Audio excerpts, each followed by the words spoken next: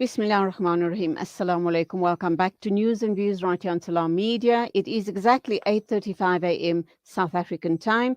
We're crossing over to Turkey and we'll be talking with Turkish historian. He works at the Wits University's Political Studies Department, currently visiting Turkey and talking to us from his hometown, I should imagine.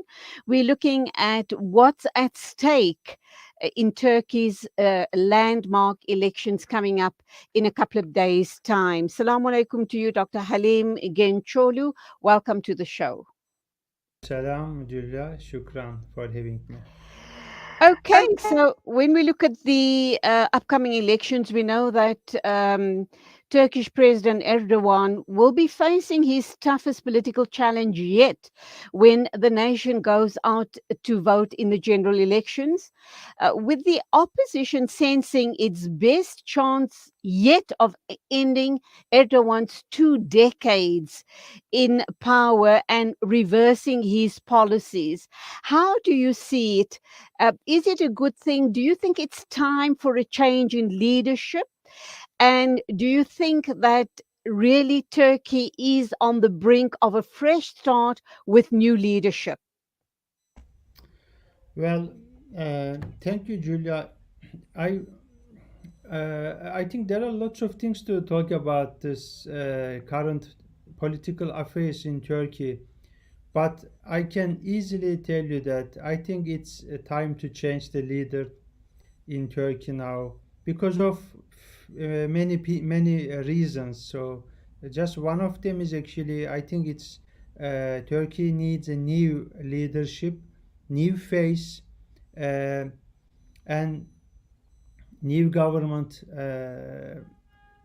So that would be much convenient for the people who expect different leader and they want to see different government in Turkey at the moment. So that's one. That's the reason one actually. But other thing, I think democratic systems. They actually uh, derives from democratical void system, and I don't know actually 20 years how this happen and it goes on and on, and it because basically it becomes a dictatorship. I mean, if it goes like this, it's actually now challenging the democracy. So obviously that would be great to see the new leader, and I think the opposition party now, CHP, Kemal Kılıçdaroğlu, the leader, he is the most, I think, close leader in this at the time now for the new election.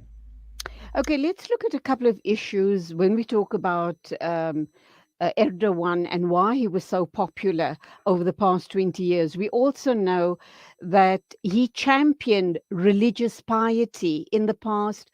There wasn't much of the issue around reintroducing Islam in a big way in Turkey, but he championed that situation.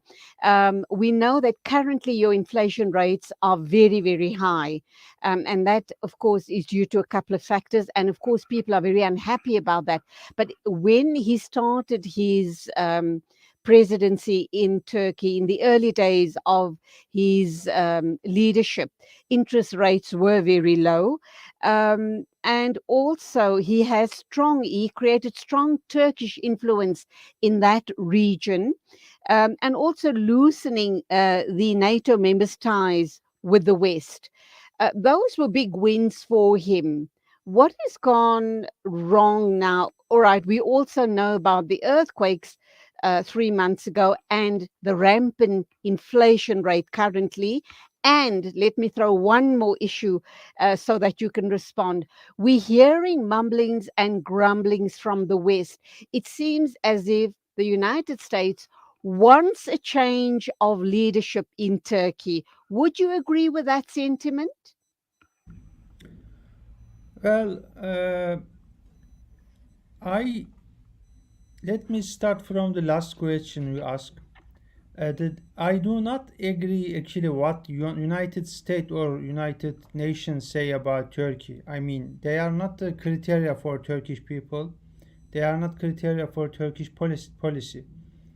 However, uh, actually Nelson Mandela also, thinks in same way when he responds to American politics uh, in couple of decades ago. Uh, but I do agree what they say.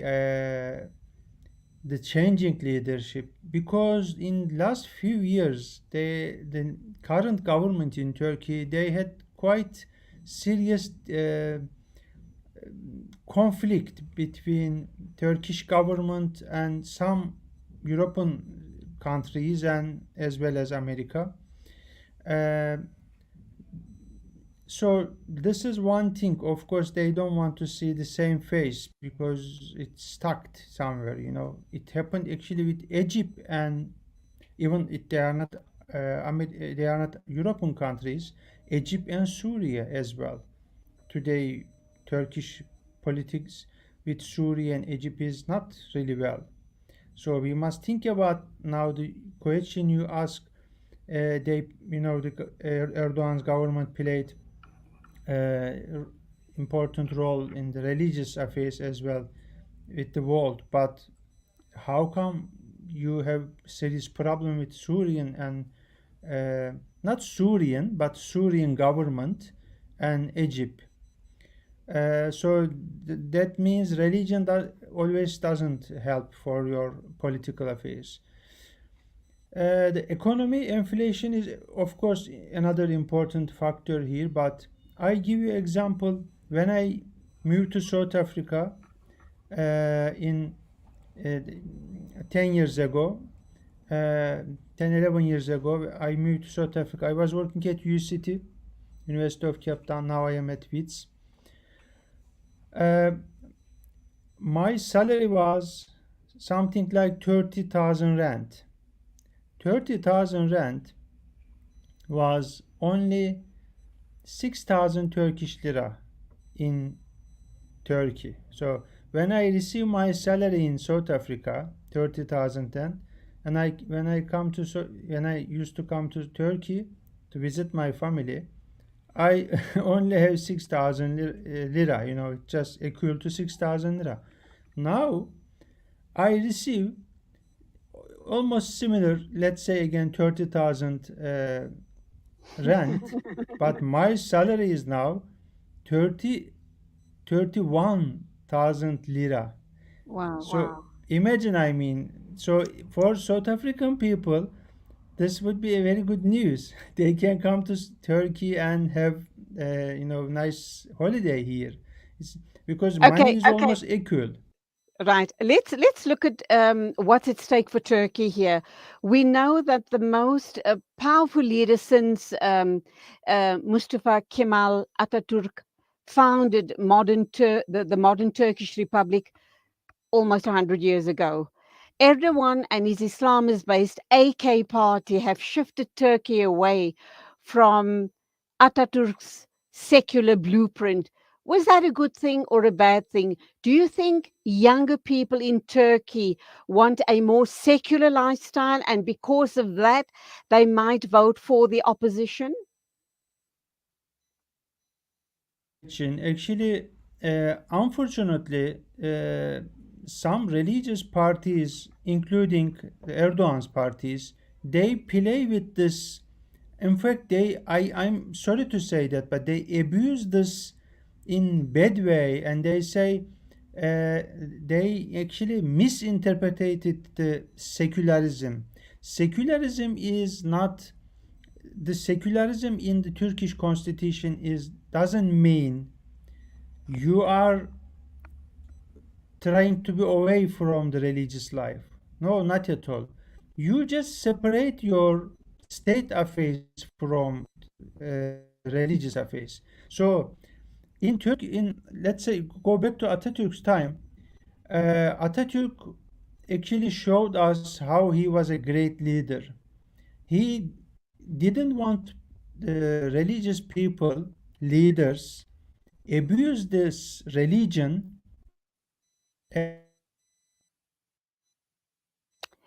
Okay, the picture seems to be freezing up there. Let's take a quick short break while we reconnect with Dr. Halim Gençoğlu. He's in Turkey. We are talking about the upcoming Turkey elections, and of course, his name is Dr. Halim Gençoğlu. Please do stay with us.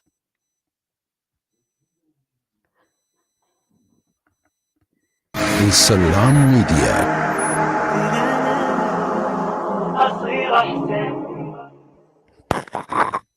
One word that changes the life of a child. Orphan. One word to replace smiles with tears, confidence with anxiety, and a future with fear. Help Africa Muslims Agency to give these orphans a new word. Hope. AMA's Orphan Hope program provides security for needy children in rural Africa, in Afghanistan, and in the Syrian and Palestinian refugee camps of Lebanon.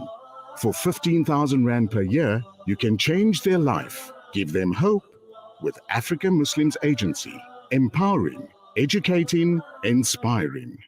Online schooling? Why not? Kurtuba Online Academy is the leading global online Islamic school from grade R to matric, offering South African caps and international syllabus. And it doesn't stop there. We also offer online madrasa for every grade. For more information, visit www.kurtubaonline.co.za. Kurtuba Online Academy, the leading global online Islamic school. SANZAF's Meals Distribution Project aims to create food security for those in need. By supporting our program, you can help us in our mission to provide access to nutritious meals on a daily basis and help us extend our reach. Join SANZAF in the fight against hunger by contributing to our food security initiatives. To learn more, visit sanzaf.org.za or call 011 834 6046. SANZAF, changing lives through development and relief. Kids these days are smart, and when you're competing for their attention against their smartphones, you need to make smart choices, like using Sunfoil triple refined pure sunflower oil in every meal you make. It's naturally cholesterol-free and approved by the Heart and Stroke Foundation as part of a balanced eating plan. So whether you're cooking, frying, or baking, you get the great tasting results that'll get their attention faster than the latest app. And if that doesn't work, change the Wi-Fi password. Sunfoil. Now we're cooking. Listen to something fresh. Listen to Salam Media, your humanitarian broadcaster.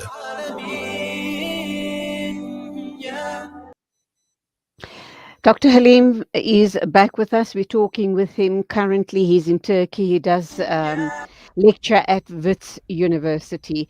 We are running out of time now. With us. Okay, I'm getting a lot of feedback. Currently, he's in Turkey. Apologies for that, but I'm just trying to get my controller to cut out the feedback there because I'm unable to hear myself speak. Dr. Halim, I welcome back. Can you hear me now? Dr. Halim, are you there?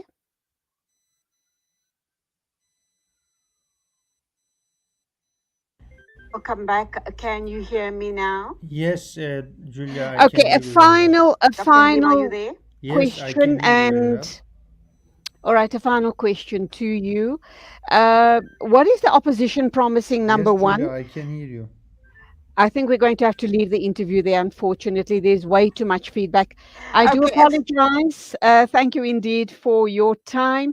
It is 8:49. We're going to be joined in a minute or two by Awqaf, and we will be talking with Hassanain Abdullah. We're going to be looking at the issue around the maths education workshop, which is being offered by them.